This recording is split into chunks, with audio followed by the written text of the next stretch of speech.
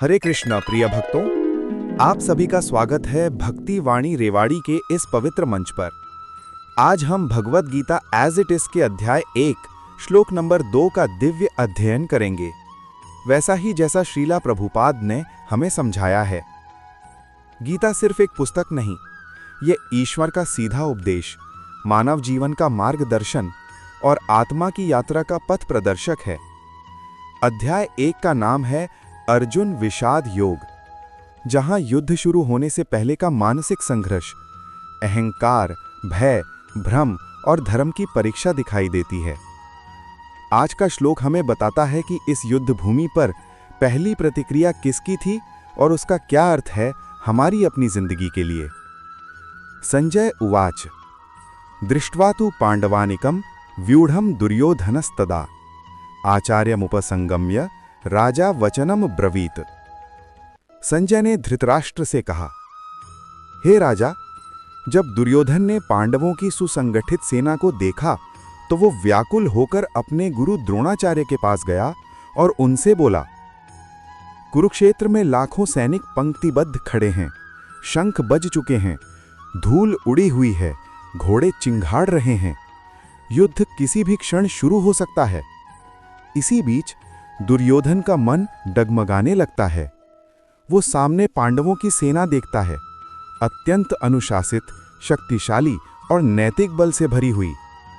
श्लोक कहता है, दृष्ट्वा तु पांडवानिकं व्यूढ़र, यानी पांडवों की सेना का फॉर्मेशन बेहद मजबूत था। ये जानते हुए कि पांडव धर्म पर खड़े हैं और श्री कृष्ण उनके पक्ष में हैं, दुर्योधन के भीतर का डर बढ़ जाता है। अहंकार का एक गुण है, जब कोई सच्चाई दिखती है तो सबसे पहले डर पैदा होता है। आगे शब्द आते हैं, आचार्यमुपसंगम्य, ये वह अपने गुरु के पास जाता है। ये बहुत गहरा बिंदु है। दुर्योधन अपनी सुरक्षा अंदर नहीं, बाहर ढूंढता है। जब मन कमजोर हो, व्यक्ति दूसरों को ब्लेम करने लगता है, सहारा ढूंढने लगता है, वैलिडेशन चाहता है। ये श्लोक हमें बताता है कि दुर्योधन की पूरी रणनीति अहंकार प्लस इनसिक्योरिटी से भरी हुई थी। पांडव सेना में भीम बल का प्रतीक, अर्जुन ज्ञान और कौशल का प्रतीक, धृष्टद्युम्न युद्ध रणनीति का विशेषज्ञ, सत्यकी शूरवीर और श्रेष्ठ धनुर्धर, द्रुपद महारथी राजा। इन सभी को देखकर दुर्योधन को पता था कि उसके सामने धर्म और नीति खड़ी है, और जो धर्म पर खड़ा हो उसे कोई हिला नहीं सकता। संजय दिव्य दृष्टि से सब देख रहा है। उसकी भाषा से पता चलता है कि वह अपने राजा धृतराष्ट्र को सच्चा चित्र दिखाना चाहता है कि आपके पुत्रों ने क्या किया। सबसे पहले तो डर गया आपका पुत्र दुर्योधन। ये एक सटल संकेत है, अंधेरे के साथ खड़े रहने वाले का मन कभी स्थिर नहीं होता। श्रीला प्रभुपाद बताते हैं कि यह श्लोक बताता है कि भय का जन्म अधर्म से होता है। जब व्यक्ति गलत पक्ष में खड़ा हो, उसका मन कभी शांत नहीं रह सकता।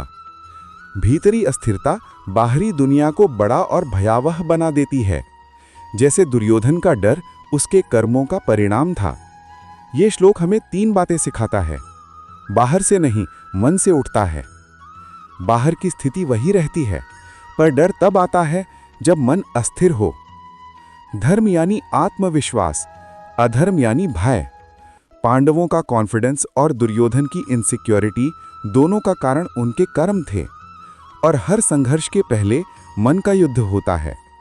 अगर मन शांत, स्थिर और कृष्ण में केंद्रित है तो जीवन की कोई भी स्थिति हमें हिला नहीं सकती। तो भक्तों, ये था भगवत गीता का द्वितीय श्लोक, जहां दुर्योधन का भ्रम, भय और मन की अस्थिरता दिखती है। अगले वीडियो में हम श्लोक 3 पर आएंगे, जहां दुर्योधन अपने गुरु को चुभाकर उकसाने की कोशिश करता है। अगर आपको ये वीडियो पसंद आए तो लाइक करें, शेयर करें और भक्ति वाणी रेवाड़ी को सब्सक्राइब करें। हरे कृष्णा।